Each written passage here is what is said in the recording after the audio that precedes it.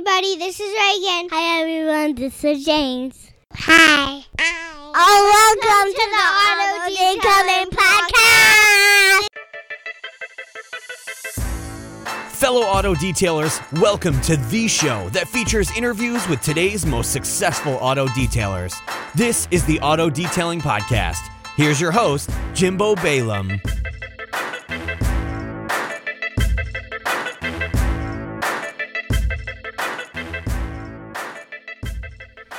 All right, welcome to episode 350 of the Auto Detailing Podcast. Wow, closing in on 400. I didn't even think about that. Anyway, today's episode is a cool episode. We bring Joe Conley back on, and he's got some more questions for me, but not to make it totally about me. I hope Joe will interact a little bit. But this episode 350, is brought to you by autofiber.com, where you can save some serious cash on quality microfiber towels. And Joe, I don't know if you've had a chance to try Autofiber or not, but one of my favorite things is it's really hard to distinguish microfiber towels, right? There's a lot of companies that do it, but what I really like that Ian at Autofiber does is he is an innovator. So he's constantly sending me samples and ideas, and we text back and forth and jump on calls all the time. And his brain is constantly working and moving, trying to just be innovative. And I love that about Autofiber and Ian. So for everyone listening, if you want to check out, or if you're in the need for some microfiber towels, may I suggest the Jimbo kit? I don't know, but you can check that out and more at autofiber.com. And if you use offer code Jimbo, you could save some money there too. Also, real quick, Joe, sorry to keep you waiting, but I wanted to thank everyone who jumped on the autodetailingLivestream.com. That was an amazing event. It went like 3 hours, and it was awesome. I think we have the replay available if you go to autodetailingLivestream.com. If you missed it, you could probably check it out there, but I did just want to say a big thank you to everyone who joined. So without further ado, Joe, you recently paid off your house. I think that was the last episode we did together. You paid off your house with your detailing money. So how you been since then? Enjoying it. Crazy busy. It's a good time of year here in South Central Pennsylvania. Phone keeps ringing, and it's good to the point that I turned off AdWords. Nice. And I turned off Yelp ads because I can't respond quickly enough. And at the risk of sounding arrogant, that's a great place to be. That is a great place to be. And that, it's crazy. We were doing the auto detailing live stream, and there was a gentleman who has a full-time job as a truck driver. And I think he bought my AdWords course, which by now is a little outdated, but the principles are still the same, but it is a little bit outdated. Which I honestly tried to take it down, and then people keep buying it. I don't know how they're finding it. So anyway, but he went through the AdWords course, and he really doesn't like his full-time job, really wants to do detailing full-time. And it was crazy. We were in the part of the auto detailing live stream where we were talking about like Google ads and stuff like that. And this gentleman, I'd communicated with him a little bit before. He wasn't going to be able to make it, but he was going to catch the replay. And he sends me a Facebook message during the live stream, and he's like, "Hey man, this is nuts. I just landed a $350 job because of your Google AdWords course." See, and I think he had spent like $10 in ads or something like that, and I was like, "This is amazing." He's like, "It's crazy. This is like hitting the lottery." And I'm like, "I know, man. I keep trying to tell people, but only some listen." Well, I know that was a big motivator for me when I bought the course because I had to justify paying for the course by getting the phone to ring by using AdWords. So there was the initial outlay, which wasn't a ton of money, and then the initial ad purchase. But then when the phone started ringing, that was a great sign because it works. And right. I'm a bit of a pessimist, and I didn't believe it till it started working. Then it was just a matter of me getting better at my phone skills so I could close the business instead of just having the phone ring, go to voicemail, et cetera. And I think we talked about this a little bit last time because you used to put flyers on doorsteps and stuff like that. But so when you were just to kind of go over it, at your most, how much were you spending on AdWords a month? In ballpark, it doesn't have to be exact, but yeah, 200 to 250, somewhere around there. And how many calls do you think you were getting a month on that? I don't know per month. I know per day it was maybe 3 or 4, and I was Wow. closing 1 or 2 of those. But they were people who were already looking. They were already primed. So Right. a couple of them Exactly. were, looky loos or my kid Sure. just threw up in the back seat. But most of them were, hey, I didn't realize the service was available. You're the first one who showed up, so I clicked on you. Right. So you're getting 60 to 90 calls a month, probably closing 50 of those, maybe even more. Yep. Which was Wow. perfect because I worked part time in the summer at my full time job, so I had the capacity to address it, which is one of the reasons why I turned it off now, turn the Right. faucet down a little bit.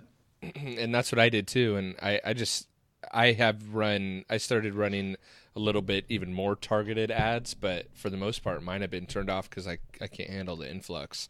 But we got some exciting things, maybe possibly in the works to really start running some ads for AdWords for people that want us to run it. Anyway, that was not the point of this episode, but hopefully a little bit of motivation. And Joe, like I said before we started recording, we're Labor Day weekend. This episode's going to go live tomorrow on Labor Day. And I had 2 other scheduled podcasts this past week, and between my schedule and their schedule, we just kept missing each other. And so I was it last night? Last night I was laying in bed, and I always welcome your emails, Joe. I am a little envious of how well written you are. I just completely suck at writing. But so I always enjoy reading your emails because they're well done, and they always usually give me some idea to do. Anyway, so I was sitting there thinking, man, shoot, it's Friday night or Saturday night, and I got to have an episode for Monday, and I don't really have anything, and yeah, I can. I could pretty much sit down and talk for 20 minutes by myself before I get bored of myself talking. But then I got your email randomly, and it was like, "Hey, I got all these ideas for you, and how about these questions?" And I'm like, "Oh man!" Like every question I read was like, "Oh, that's a great idea. Oh, that's a great idea. Oh, that's a great idea." And you're like, "If you ever want to have me on again?" I'm like, "Well, I really need someone else to take Kevin Davis's top spot of coming on the podcast so many times. So why not have it be? I think it's a tie between you and Pete." So Okay, we all know I'm not even in the same zip code, but I definitely appreciate the opportunity to come on because I got 20 questions for you. A couple of them have quick follow-ups. If any of them are none of my business, feel free to tell me. You sure. can pull it to Kembe Mutombo Yeah. and just block it. We'll move on to the next one. Have we talked since we got LeBron? What's that? I missed that. Have we chatted since the best team in the NBA got LeBron? I'm sorry. I'm having trouble understanding your English. Did you say best team in the NBA? It doesn't compute. Just wait. Should be interesting. Try as you might, I won't come onto that side of the NBA. But I'll be that's honest. another argument for another day. I'll be honest. When I heard the news of LeBron, I was like, man, I've hated that guy for so long as a player. Now he's on my team. Like, I don't know. It was kind of like when I found out my wife was pregnant for the 3rd time. I'm like, I can't really talk about it until I can process it in my head for a couple months. So I'm still processing the LeBron trade. I'm pretty sure you're sitting there in Seal Beach with your LeBron Lakers jersey, but I'll just. It's a good thing it's not a video call. Yeah, right. I did change my my windscreen on my mic to purple because we're getting ready for the season. All right, let's hit me with the questions, and feel free to chime in where you see fit as well. It doesn't have to all be about me. Sure. When you're talking with a potential customer on the phone, what are the red flags that help you to understand that they're not going to be a good fit? And what are the buy signals that you look for?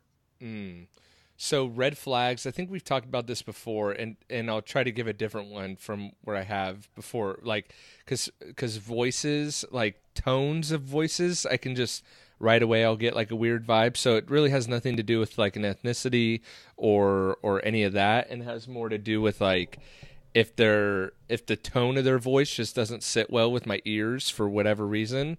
That's like one red flag for me, but I don't think that's could be necessarily universal. But key phrases I would say is like if they start out with price, right? So if If it's very evident that price is an issue, it's probably not a client for me. Not because I'm the most expensive ever, or I'm trying to take advantage of people or any of that. But if that's their focus, I want price to be a consideration, but not the end all be all, right? So if they start talking about price, if they start talking about needing it like done like yesterday, that's usually a red flag for me. An old car, so, and I've toyed with the idea of even having a cutoff, but then I just get sucked in to do like these beater cars because it's always like a friend of a neighbor or something like that. But I really like a yellow flag, I guess, would be like any car that's over 5 years old. I'm like, so usually that. But the biggest one for me is the red flag, is the price. How about you? Yeah, it's interesting to say that. So if the third number in the year of the vehicle is a 1, thumbs up. Right. And if not, then it's, if they're prepping it for sale, that's one thing. And if they're keeping it long term, it's a garage queen, that's cool in the gang. But if not, then it gets to be a little bit hairy sometimes. But what are the buy signals that you look for? What things do people say that all right, I got this customer, they're already landed, I just need to make sure I handle this as a professional. Does that make sense? Ooh, sorry, motorcycle went by. No, totally. So I would say the hottest ones are you know what? I just thought of a story. A guy that I did his car. He was throwing out. Well, let me answer your question, and then I'll give you a story of a time I was totally wrong. So, buy signals are usually like, "Hey, I've done my research. You look like the best in the area. I want you to do my car." Or, "Hey, my neighbor Sally referred me. She said you've been doing her car forever. You do a killer job. Like, I want you to detail my car." Or so usually like a verbal referral or just a referral in general from someone are like the hot leads, right? Or when I was running ads, it was just like, "Hey, I need my car detailed. I've had it done before." Usually someone who's experienced with having their vehicle detailed, which I guess another red flag would be someone who's like, "Well, I've never had my car detailed before." Like, that's kind of a red flag for me, because then you have to go through the whole process, which I don't mind going through that whole process if it's going to be worth it. But, buy signals are, "Hey, I want to get something scheduled," like usually along those lines. But I'll give you a quick story of one I was totally wrong on. So I got a random call from a guy, wanted his car paint corrected. He said, and I really, it's not that I didn't want to do it. I just, when you start talking paint correction with a customer, it's a long conversation, right? So I kind of I half-assed it with him, right? Like, just being fully transparent. Like, I half-assed the call, and was kind of like, okay, yeah, like maybe Monday I can come out and look at it. And then he texts me on Monday, and I was like, "Hey, I can't do it. Like, I can't come out and check it out." And I forgot to ask where he was located. And then he told me, and he was like 35 minutes outside of my area that I even like to work in.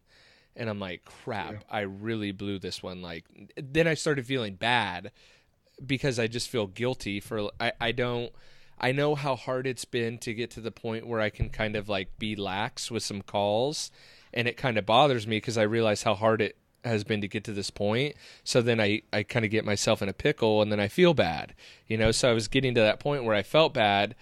And so I was going to have to go check out this guy's car. And what I did instead was I was just like, "Hey, can you send me some shots of the car in direct sunlight?" And then he sent me like the most incredible pictures ever. Like, so then I was like, "Wait, what?" Like, this guy really, and he kept like following up with me. And like a week or two went by where I was kind of like, I would either ignore him or not respond or take, I'm embarrassed to admit this, but I would take a long time to respond or whatever. And then he sent me these incredible pictures. And so, and then I told him it was going to be like $500, and I was only guaranteeing about 50 to 60% correction on his car. It was a white Mustang. And I thought that was a lot of money, right? Like, it seems like kind of a lot for like 50% correction, you know? And so I was and then he booked it. No questions, no haggling, no nothing. Booked it. And I was kind of like, wait, what? So I was really nervous. Like, in my opinion, all the red flags were flown. Like, I shouldn't have done this guy's car. It was really going down a path that wasn't cool, you know? And so I booked the job. I get there, and the guy and then he doesn't answer the door. He opens the garage, right? Which is, like, for me, another red flag, right? Like, man, I ring the doorbell and you don't even come to anyway, right? So then I meet him, and I'm like, he's a super nice guy, right? Like, incredible guy.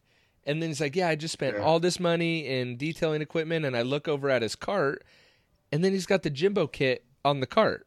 And I'm like, and I was like, is that the Jimbo kit? And he's like, yeah. And I'm like, why do you have that? He's like, you told me to buy it. I'm like, wait, what? Like, because, and this has been a question that's been asked a lot. Like, oh, do I get work from having a podcast or a YouTube channel? And up until then, the answer was really, like, not that I know of. You know, like, a lot of my regulars or a lot of my customers have no idea I do, like, this podcast thing. But, like, when I saw the Jimbo kit, I was like, what the heck? And then... Was there a moment where you thought to yourself, I hope somebody knows I'm here just in case I don't walk out of this place? But, so, interestingly enough, I told my wife, like, hey, I'm really nervous about going to this person's house. Like, he didn't negotiate the price. He kept following... for some reason, he really, really wanted me to do the car. And I'll be honest, that is extremely rare. Like, you know, for someone to be that diehard about me doing their car is extremely rare, right? And so I was very nervous going to this guy's house. So, yeah, there was full communication about where I was going. And when I ever get nervous, I'll always, like, send my location to Heather and be like, hey, this is where I'm at. Like, I'm a little nervous, but whatever. Turns out, and long story short, the guy was a cop, and he was extremely nervous about having anyone come to his house. So, and he didn't like anyone coming to his house because he's a cop, and he's kind of protective over his family and blah blah blah. And what had happened was he had used, like, the Washe app a couple times, or, like, the on-demand car wash apps, and he's had a couple random people come to his house, and they, like, stole things out of his car, his wife's car. And so he was going to do everything himself from now on. And he was going to detail his own cars. And so he started researching it, and then came across me, apparently. And so started watching my videos and listening to the podcast, I guess, about how to detail a car. And then bought a Jimbo kit and blah, blah. And what had happened that I was unaware of is that trust had been built between him and I. And so I became the only guy he wanted to do his car because he trusted me because of all the content I had put out there. And so it was fun. And I ended up telling him that whole story of, like, dude, this was weird. Like, you didn't negotiate the price. And he told me straight up, he's like, honestly, you could have been double the price and it would have hurt a little bit more, but I would have paid it because I just wanted you to do it. And I was like, oh man, then I felt really bad that I, like, kind of ignored this guy. And, like, usually my spidey senses are pretty good, and they couldn't have been any more off on this instance. And I was like, oh my God, I was like, I feel so bad. But anyway, yes. Well, then I got a good follow-up question. Do you use a phone script, or do you just wing it? I just wing it. I really, I mean, I have my set. I don't use a script, but there's definitely, like, the same questions that get asked over and over and over and over and over, and I'm sure you know this too. So it's like I do have my general, like, checklist of, like, okay, what color's the car? Well, first it's like, what city do you live in? What color's the car? When's the last time it's been detailed? Why aren't you? I'll usually ask, like, well, why aren't you having that guy detail the car again? You know, because then with that question, what I want to pick up on is what did they do wrong? Because then I'm going to hyper focus on that. It's kind of like when you get to the car, and I always ask the customer, like, okay, what are your big pain points? Like, what was it that got you to finally call a detailer to come out and fix? Right? Is it, yeah. And, you know, usually it's like, well, the steering wheel's dirty, or maybe it's just, you know, it's just time. I just felt like it needed a wax or whatever. But I like to ask a lot of questions to the customer because they'll tell you exactly what their expectations are if you just listen. So Gotcha. Do you have lettering on the new Tundra, or are you like some kind of detailing ninja and you have no identifying text except none. for what's on your T-shirt?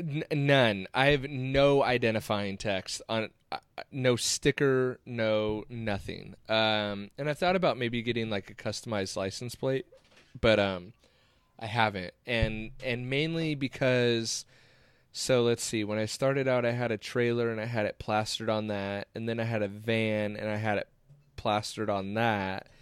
And I took it off of that when, like, right around the drought in the city I was living in, the city of Seal Beach, I happened to live right next door to City Hall, and they were just, which, like, literally right next door to City Hall. And so I came out a few times, and I was I was getting busy by that time because I was starting to run AdWords. And so, like, I started to think, okay, I get stopped all the time for people to ask how much, right? Because they see the lettering. Yep. So it's like, I go to the grocery store, it's like, how much? I go here, how much? Like, and so it just gets annoying. You're like, I just need some bread. And now I'm out in the parking lot talking to, Brad about his like 2003 Camry, and I want to get home, so, but around the time I started having trouble with the city, and they weird things, like they were taking pictures of my van parked on the street, telling me that they were using it for evidence, and all this weird crap was going on.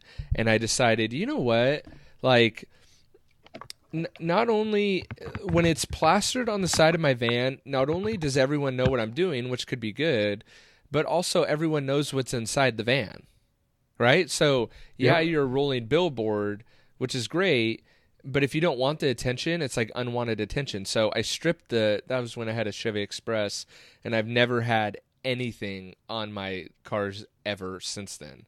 So it's been,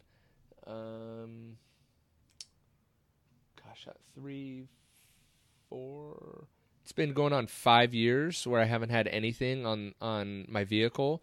And now it's honestly moving in towards, I don't even like wearing my Jimbo's Auto Detailing t-shirt, because I make stops during the day, right? So it's like, I'll need to run into Costco or here or Starbucks or whatever. And it's like, oh, you do detailing, huh? And I'm like, yeah, but and I don't want to be like, trust me, you're not my client. You know what I mean? Because I don't want to be rude, but no lettering anywhere.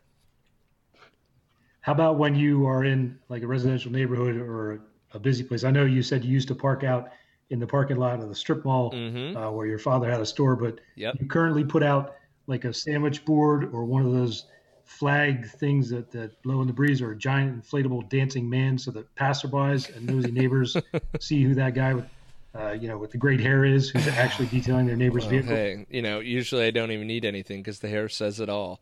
No, I don't. I do think it's maybe a sandwich board sign or an A-frame sign is a great idea, and it really depends on what stage of your business you're in, right? So for me, it's kind of, I have all these other activities going on, and I have a very tight schedule, and I've actually had to like segment my schedule a little bit. So I've kind of cut back on the type of detailing I do or the type of services I do, right? So like there's no regular car washes anymore. Even the level of detailing is starting, supply and demand is happening, right? So my supply is getting lower and my demand is getting higher because my supply is lower, so therefore my prices are going up. So the services that I offer are getting tighter and tighter. So for me, and there's Google AdWords, right? So I know that would be a way more efficient way to get new clients than putting out an A-frame sign. But if you're a detailer looking for business, you never know how a customer is going to find you. So my opinion is, if I was actively looking for additional clients, I would be doing everything. So I would have the A-frame sign. I would put in the back of my truck, I would like put I don't know what you would call that, like a pole stand, so when I got there I could put one of those flags that go in the breeze, and I would be foaming freaking everything, right? Because and this is a funny story, I was foaming a car in a residential neighborhood, and a cop drove by, right? And I'm like, crap, here we go. And then he banged a Yui, and I'm like, dang it, like, crap. How am I? And I instantly started thinking, like, okay, how am I going to talk my way out of this one? Like, okay, everything's eco-friendly, biodegradable, everything's labeled, I'm good to go, SDS sheets, like, we're solid, right? And the cop pulls up and he rolls down his window. He's like, dude, I love those foam things. Like, I have one for my car at home, and, like, I love it. It's just so cool to see. And I'm like, yes. And luckily that day I had, like, a Jimbo hat on, a Jimbo's Auto Detailing shirt. I was in Seal Beach. I'm like, sweet. My truck's right there. I'm like, sweet. They know who I am, which is a great thing, right? And the guy's cool. I'm like, nice. But I would, point being, it drew attention, right? So I would be doing everything I possibly could to draw attention to me and my business. If I was actively looking for work, I'd be running ads. Have the sandwich board. I would be dropping, flyers at adjacent neighbors' houses that I'm doing the car at. Everything. Gotcha. Have you been able to leverage any apps or websites like Nextdoor to get your customers to spread the word through localized testimonials? Yeah. So the Nextdoor app specifically has been pretty good. And the way I found it most effective, I think you can run ads on Nextdoor.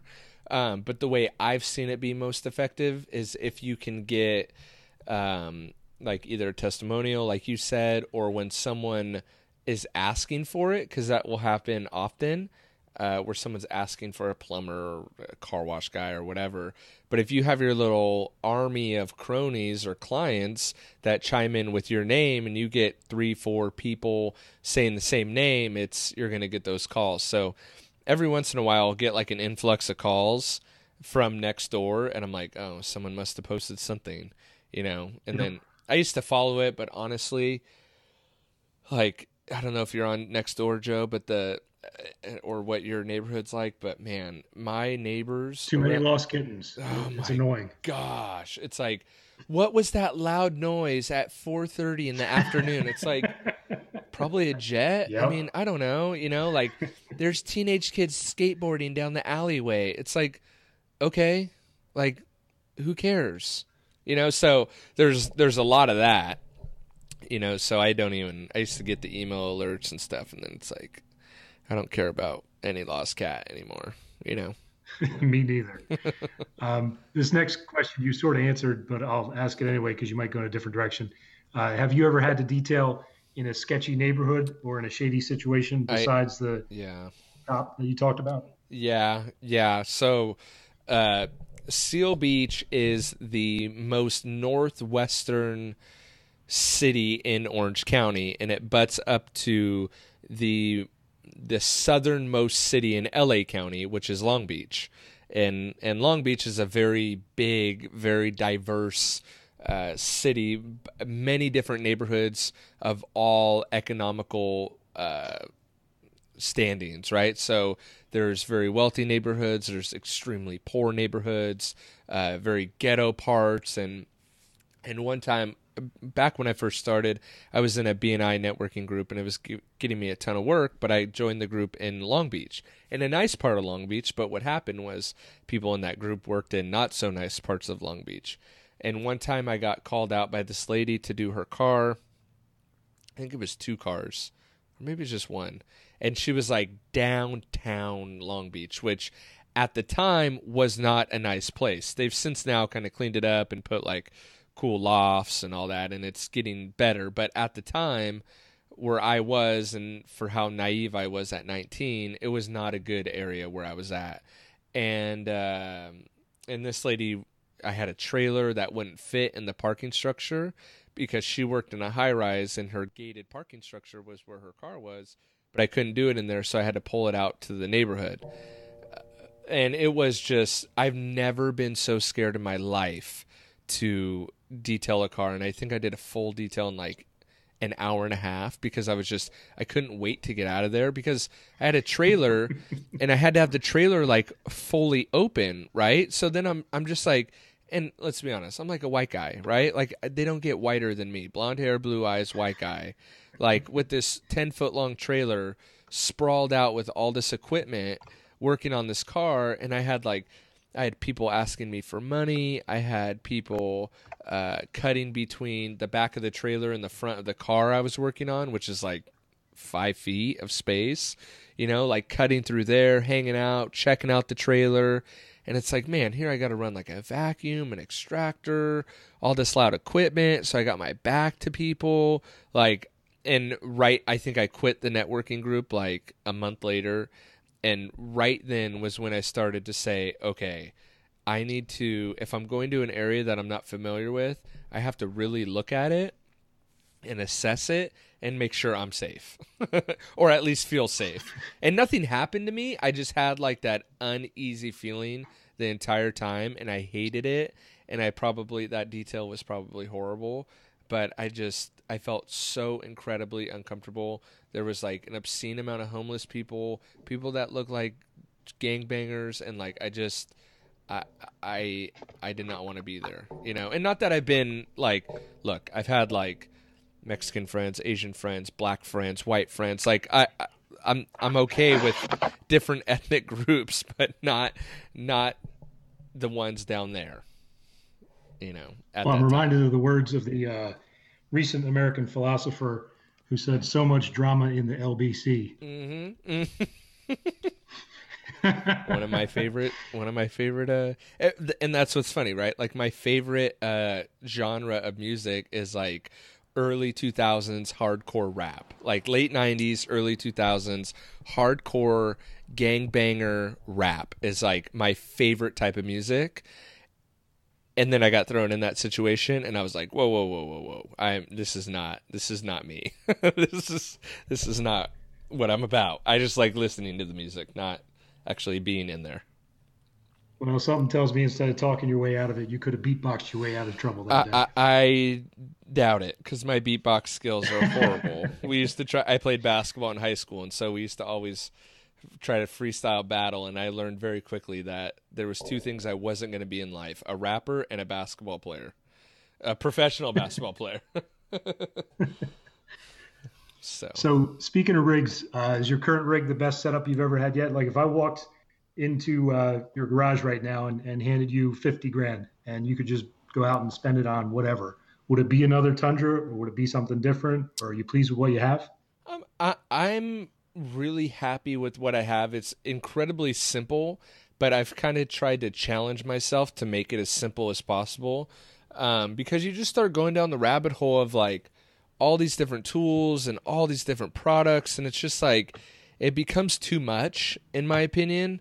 And then I really enjoy the setup I have right now. There are some things that, like, I probably would like a camper shell with the instead of windows, it has like the things that pop up for a little bit more height. But I really like the separation between me and my chemicals, them being in the truck bed. I remember like when I switched from a trailer to a van, I had like a splitting headache for the first 2 weeks because I could smell the fuel and all the chemicals and the heat, and like, I had major headaches for a couple weeks. And so I really enjoy the separation. And I like rolling around. Like I really like having a truck that looks nice, that I like, as my personal vehicle that I can just kind of cruise around in. And then I have like my stuff in the back if I need it. Gotcha. This next question kind of strange, but go with me on this. So I usually wear sneakers unless it's late fall. Yep. And then I got to switch to boots so my feet don't freeze. But I usually wear sneakers, but then they smell worse than dead fish. And when I wear sandals, not only is it unprofessional, I look like a giant dork. Right. So what do you wear for footwear? Do you wear socks with your shoes? Hey. I'm old. You mean socks with sandals or socks with the shoes? I hope you don't wear socks with sandals, but socks with shoes? You do? Well, yeah. Okay. Yeah, otherwise, they're going to smell even worse. I mean, yeah. You don't want to do a sniff test anywhere near me, That's, midday or after. I hear you. So I only wear one kind of shoes year round for pretty much everything I do, unless I'm gonna go run, like do a exercise run, I wear Vans Authentics. Not the ones that are becoming super popular that everyone's wearing right now. Some people wear the Authentics, but they're called Authentics by Vans, and I usually only wear them in either blue or black. And the ones I wear for detailing are my retired personal ones. So I'll buy a fresh pair, wear them around, for everything outside of work, and then when they get gross, I start wearing them detailing. So because I'm like you, I used to wear sandals when I first got started, and then I remember thinking the same thing like you, like, this looks very unprofessional, right? Like, and then not only that, what if you drop something on your toe? Like, that really hurts, right? But I really don't like, so maybe this is TMI, but like, my feet get really hot and sweaty, right? Like, even if it's cold out. So I don't, and I if I wear like a heavy shoe, I feel like claustrophobic on my feet. I know this is like getting way too into it, right? So the only shoe that I found that I like, that's comfortable, that doesn't make they don't feel real bulky on my feet, are these Vans. So I wear those for everything. Gotcha. So, have you ever detailed fleets of vehicles like medical transport vans, ambulances, police vehicles, work trucks? I know you used to do the corporate office group washes, but I'm really focusing on fleet work with this question. Yep. How have you done with that, or was that something you did coming up and you don't do anymore? So I did have one account with the police station, and I actually had someone else doing it for me, so I like subletted it out to another detailer. The problem that I was running into with it is they pay like nothing, right? And they don't expect quality. It's just they really want to get the dust off, right? So, but they pay like crap. And then I would have handled it differently now than I did at the time, and I don't have that account anymore. But I did have, it was, they told me the budget allowed for 200 cars a month. And some months we were hitting close to 200, but then they would like complain about some random thing, or really when they had 250 police cars. And so the idea was we were trying to get it on. First of all, I wasn't doing it, so I tried to train the guy to do it in an assembly-like fashion, because that was going to be the only way to make it work. It had to be an assembly line, and it had to be straight up hack work. Like, we weren't dressing tires, we weren't degreasing rims, it was barely getting soap and a wipe down, right? So, and you weren't going back to do the windows, right? It was like, you'll hit the windows as you dry it, and that's going to be good enough. But we did get to a rotation where the cars weren't so bad. But then when we did that, like there was a issue with the facilities manager and the guy that I had doing it, where the facilities manager would come out and micromanage and then tell the guy not to do certain cars because they looked clean, but really he needed to do those cars to stay on top of it, right? So they wouldn't be totally destroyed by salt and sand and whatever. And eventually it just became like, look, this isn't worth it. You guys need to just run it through a tunnel. You don't want to pay, you want to pay $10 a car. And that's what it was. It was like $10 a car. I'm subbing it out to this guy and making like $2 a car, right, off it. So even if he hit 200 a month, I'm making $400. There's nothing but hassles for this. And eventually I was just like, I'm done. Like, this is not worth my time, to do it. So it was, it seemed good in the moment. And I think a lot of those do seem good. Like, oh my gosh, 200 cars, and I'm spending the money before I even got it, only to find out like, oh, it's $10 a car. Like, ouch. So sometimes when you do the math, it hurts, right? Exactly. So a hack I figured out was funeral directors, realtors, insurance agents, those types of people. When you go to their websites, they usually list not only their personal email, but also their personal cell phone number. and it's a direct way to contact them. But have you ever gone after specific segments of the population in a targeted mailing or email blast or text campaign? And if so, how'd that go? I haven't. So I was gonna, other than Google AdWords. So Google AdWords and then texting my list of past clients has been the only two things that I've done. I did, before I started Google AdWords, and kind of what led me into the Google AdWords thing was I was going to do a direct mailing. I was going to do a direct mail campaign because Pete, who I work with on a lot of this stuff, was used to do a ton of direct mail. So I figured, direct mail, he was telling me like, look, your return is like 1%. That's a good rate. A good return rate's 1% of people to take action on it. And so I was actually ramping up to do a direct mail campaign, and I was scouting neighborhoods that I was going to hit. And honestly, at the time, it was just going to cost like $1,500, $2,000, something like that for the printed material, the postage. I mean, it was really starting to add up. And at the time, I'm like, I don't have that kind of money to spend for a 1% return if I'm lucky. Yeah. So that progression. Well, you better spend on AdWords, right? Well, but I wasn't even running AdWords at the time, so I didn't even know. I was just looking for different ways that I could target certain neighborhoods. And so in my search of like, okay, what are the highest income neighborhoods in my local area? What's the highest house price? All the little searches that I was doing for my direct mail campaign, it led me down the path of like, well, why don't I just try AdWords, because I could spend $5 a day?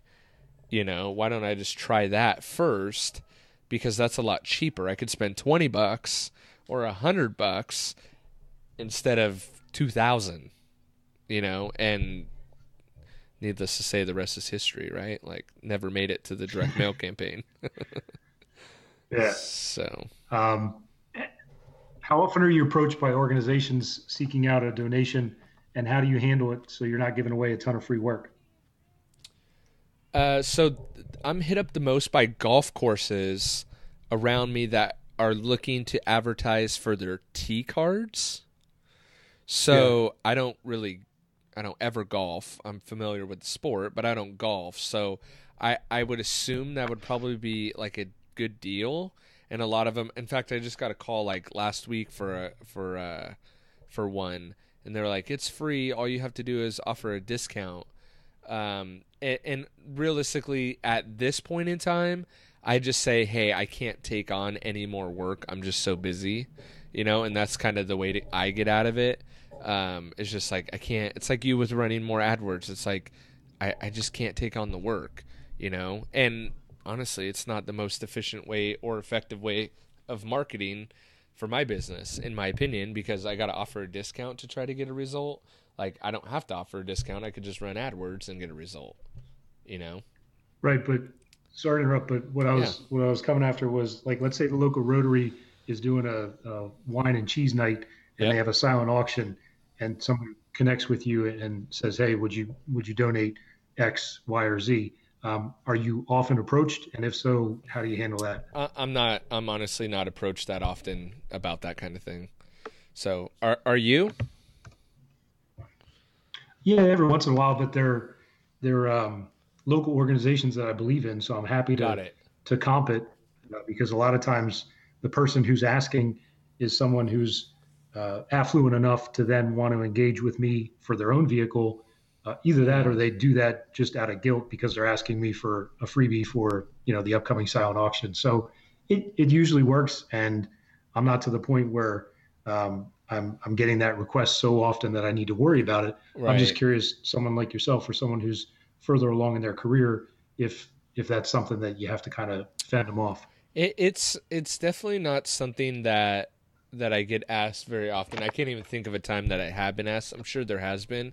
And honestly, I think it's just a case-by-case situation. And then, like you said, if it's an organization, my first thought was like, okay, my daughter's going to like school now, right? Like elementary school. So I'm sure they do a silent auction once a year. And so I'm sure at some point I will get poached or asked to donate service. And like, I think, I'm still not, I still am not above doing free work. Like, I will still do a free detail if it aligns with something that I believe in, something that I just plainly want to help out in. I still do free work all the time. If a client's super nice, like, for example, that cop that I told him 50 to 60% paint correction, like, after we talked, I was going to do a 1-step. I ended up doing a 2-step, almost got the car perfect, like, spent way more time there than I should have. I was there like all day, but he was a nice guy. I was willing to not lose money, but like, I was there 6 or 7 hours. Like, it was double what I was thinking. But I think it would just be a case by case, because I think it could be a good business opportunity for future work. But I do kind of think I don't know, I don't want to should on anyone, right? Like, you should do this, should not do that. But I think if you believe in the organization, you should just count it as a loss, right? And not expect anything out of it other than you having to do the service, right? So don't expect the rich people to be guilted into supporting you outside of that. Just donate and give because you want to be a nice person and give to that organization, not because you expect something in return. Does that make sense? Yeah, it does. It's a long-winded answer to time check for something I have never really done. We're good. Well, time check. We're only halfway through the questions. Did you want to call it a day, or you want to keep on plugging along here? Let's do one or two more. I'm kind of feeling like this podcast is extremely self-serving for me, so I don't want to bore people to death. I love your questions, and I really, really appreciate you doing this. I'm just feeling like, and maybe it's not coming across like this, but I just feel like it's totally self-serving. Is that accurate or no? No, I came up with the questions because I sit there thinking, what would Jimbo or what would Oscar or what would Luke? Okay, cool. There's times where I think, business-wise, what do these guys do and how they handle this stuff? So, good. I just want it to be valuable to people, not just like, Jimbo's opinion for 45 minutes. Like, awesome. So that's all. I want it to be of value, not of just selfish interest. So how about we do 2 more, because that'll probably get us to right about an hour, and then this will give us an excuse to do this again. Sure. Let's go numbers-wise then. If you're still tuned in and listening at this point, maybe you can drop some hacks on them. Yeah. What metrics do you always review, and what's the frequency of which that you review them? I review mainly my income. Outside of metrics of like, now it's constantly, I'm checking my metrics as far as like my social growth and social following.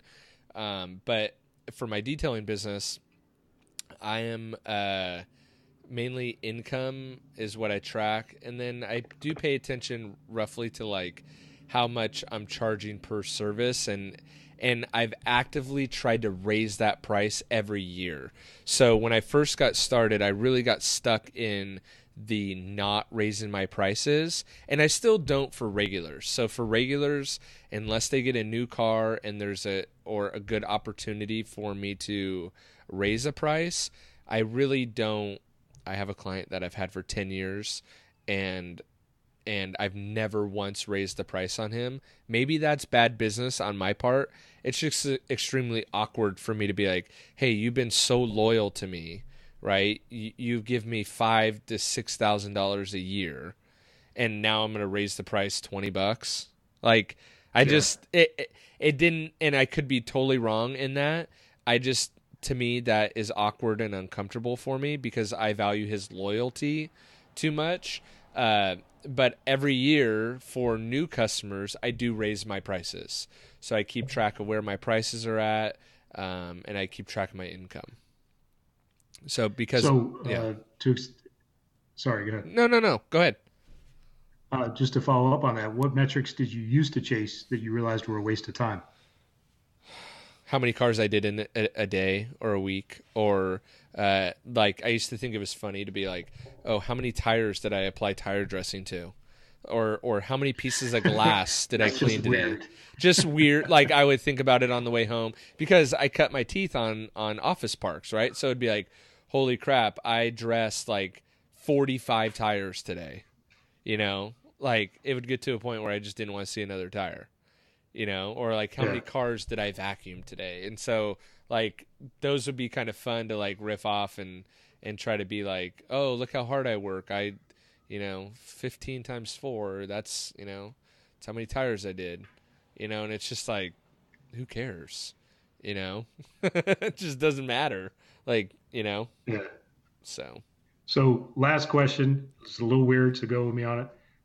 If you had 2 rides in a time machine, what would you tell your 25-year-old self about business or detailing, and where would you go on your second ride?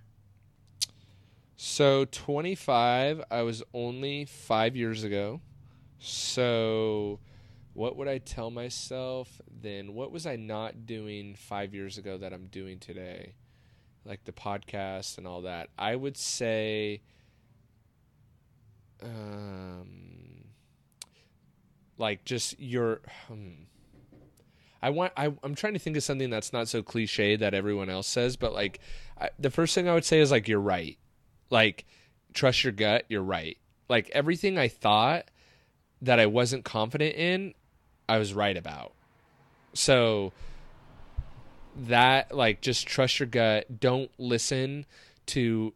Here's the big lesson that I've learned just in general over the past couple years, is that everyone has insecurities, right? And this kind of transcends detailing, but... everyone has their own insecurities, right? And what I found is a lot of times, not all the time, but a lot of times people will take their insecurities and they will try to push them onto you, right? So whatever they happen to be insecure about, how can practical example? Like, I can't think of anything, but if you think of an insecurity, right? They try to project that insecurity onto you and call you out for it, even if it's not true in your life. Does that make sense? So, yeah. And it would make more sense if I could think of a freaking example, but I can't. But just think of an insecurity that someone may have about themselves, and then that person trying to project that onto you, and then calling you out and saying, saying their insecurity to you, like, what was, I can't think of one, but so I would say that's been kind of a revelation to me of like, whoa, people do that, and it's their own flaws, not your flaws, because I remember thinking like, I'm not like that, like, here's a good one. Oh, for you, it's all about money. Like, all you care about is money and how much money you make and money. And I remember thinking to myself, like, money to me is just a tool, right? So what money represents to me is opportunity. And what I'm really about, like if brass tacks broken down, the only thing I really care about is I just want opportunity in life. Like, that's it. So the way I look at it is, the more money you have, the more opportunities you have, right? And that's what also I love about detailing is I feel like you get access into all these different people's lives. And so all these different people that we call customers are opportunities, right? Because maybe you work for a high net worth individual and he needs a wingman, or there's just like opportunity abounds everywhere. And so my overarching theme is like, I just want opportunity. Started a podcast because it gave me an opportunity to not only talk to people that I wouldn't necessarily have access to, right? Barry Maguire, like, come on, I was a friggin' mobile detailer. Like, I couldn't just roll up to Maguire's and be like, I want to talk to Barry for an hour. You know what I mean? So, yeah. Or even down to conversations like this. Like, I would have never met Joe Conley from Pennsylvania. And you know what? Joe's a great dude. And there's hundreds of Joes out there that I've met that I reflect back and I'm like, wow, I would have never had the opportunity to meet these people, like solid people. I would have never had the opportunity to meet these people if I wouldn't have started the podcast. But in fact, in order to start the podcast, I needed money to fund. Like when I started the podcast, my computer was so bad that the charger had to be plugged into it for it to work. If it became unplugged, the computer would shut off. Right? So it was like, that's how bad my computer was. And I needed money to get a new computer because also the software was so outdated that I couldn't run the programs I needed to run to record podcast. Which is why I recorded on my phone, because my phone was so much better than my computer. Right? So, I don't even know what led me down that tangent, but people will project their own insecurities. And what I found out was like, no, my insecurity isn't money. Yeah, you need money, but it's just a tool, right? So like, it's like the saying, Joe, and you'll get this, like the love of money is the root of all evil, right? And we get it twisted, and people want to say, no, money is evil. But it's no, the love of money is the root of all evil. So having money or being rich is not bad, right? And that, I guess that could sway depending on your beliefs, right? But so people used to use that and be like, you shouldn't, you're in love with money because you want, I'm like, dude, I just need to pay rent, and I'm busting my butt over here trying to work. And no, I don't love money, but you need money to live, right? So it's just part of it. So I would say, to anyone who's still listening through my whole ramble, that people will project their insecurities onto you. And I think it's just so important to be work really hard at becoming confident within yourself and your truths, whatever those may be. And I know that's kind of a universal, woo-woo kind of statement, but be confident in yourself and you will be able to knock down those people that are trying to project their insecurities onto you. Does that make any sense at all? Yeah. You just went all TED Talk on me, but it was good. I appreciate it, because while you're saying that, I was thinking of earlier the projecting. I'm bald, so I take a crack at you about hair and hair products. Maybe that's a practical example. I don't know. I never thought of it that way. I didn't. So, that's funny. I didn't consider me guilty as charged. Yeah. I didn't take it that way, but maybe that could be an example, right? I don't know. And I was searching for a better example than the one I gave, but no, but seriously, I mean, we don't see our own BS. It takes other people to call us out on it. So it's important that you say that you've found that over time that people project, and just because they project and lay their turd in front of you doesn't mean you need to step in it. And sometimes it's their own another thing I found too, and I might as well just riff on this for a little bit, is if they've never done it, so say they've I'm a big time dreamer, goal setter, visionary, I love the big picture, right? I have huge aspirations for my life that are incredibly abnormal, right? And I've come to the conclusion that is the case, that the life that my parents, my in-laws, people in my direct circle have lived is not a life that I'm okay with, right? And nothing wrong against them, and I'll use my own family as an example, but they've lived a good, I would say, middle to upper middle class life, right? Which is great. Yeah. I have no complaints about growing up in Seal Beach and all that. It's not, Seal Beach was not what it is now, what it was when I was growing up, but that's everywhere, right? But my aspirations and my dreams and goals are way bigger than that, right?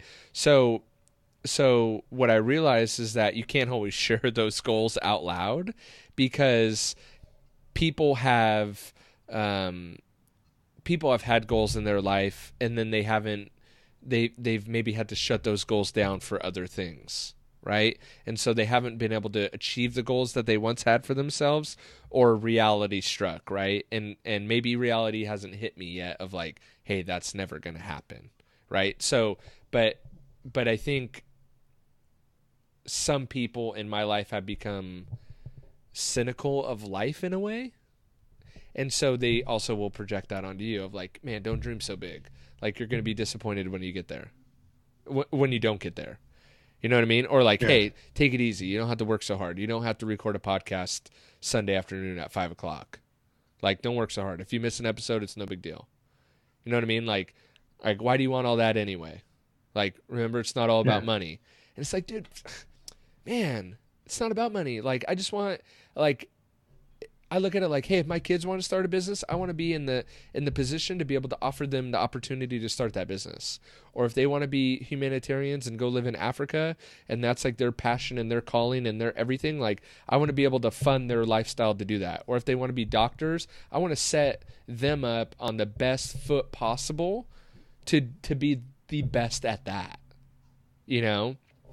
And so it all comes back around to opportunity, though, you know? I just want opportunity. That's it. So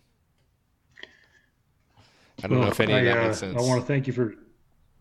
Yeah, it did, and I want to thank you for taking the time and helping those of us who are coming up to kind of sift through all the mistakes and whatnot. So it's helpful to peek behind the curtain, and this might be focused on you, probably hyper focused, which is uncomfortable for you, but I think it's helpful, and I guess a month or two from now, you'll see, based on the number of views, whether or not other people thought so also.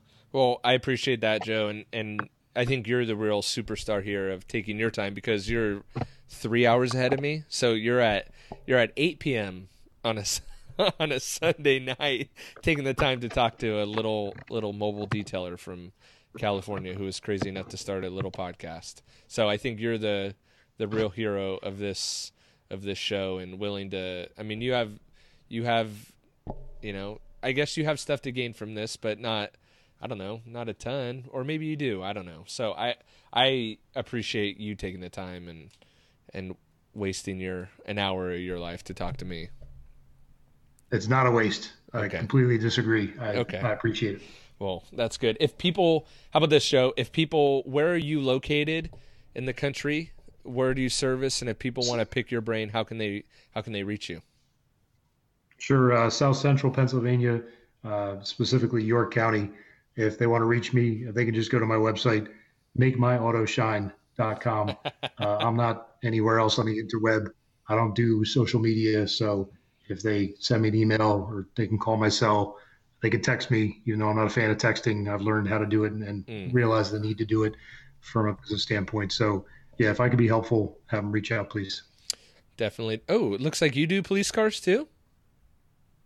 Recently, yeah. Nice. One particular account that just popped up, and it was a great connection, happened at a great time. It was just a timing thing. So how's that been going for you? Well, that was one police department, and I want to say that was 17 units. But from that, two of the people scheduled, two of the patrolmen scheduled their own vehicles, and a third one was going to schedule, but it was a big black Tahoe. And I told him, hey, you might just want to get this repainted, because what he was telling me he wanted wasn't going to happen based on the amount of spiderweb and micro abrasions and everything else. I mean, I could just tell his expectations were showroom, and it was just a big black SUV that he's going to probably pay me the same amount that he could pay a decent body shop to, just sand it, repaint it, and put clear on it. That's awesome. Okay, brother, I'll be right there. Okay. Looks like I gotta go hunting for rocks. So next time we talk, I want to talk more about those accounts. I think that would be interesting to get a different perspective on that. Was that 17 units just as a one-time hit, or do you maintain those as well? I don't know the frequency that they're going to want. I told them, because I put sealant on the cars, so I told them just to get through winter, that instead of waxing it, I should probably seal it for them. So in the spring, I can imagine they're going to want another service. But awesome. Yeah, it was just one of those great timing things. Awesome. That's great. All right, Joe, I'll let you get on with your evening. I appreciate you taking the time. I'm going to go hunt for some rocks, and I'm going to get this. All right, man. I'm going to get this episode up, and it'll be up tomorrow morning. All right, buddy. All right, Joe. Have a good night. See ya.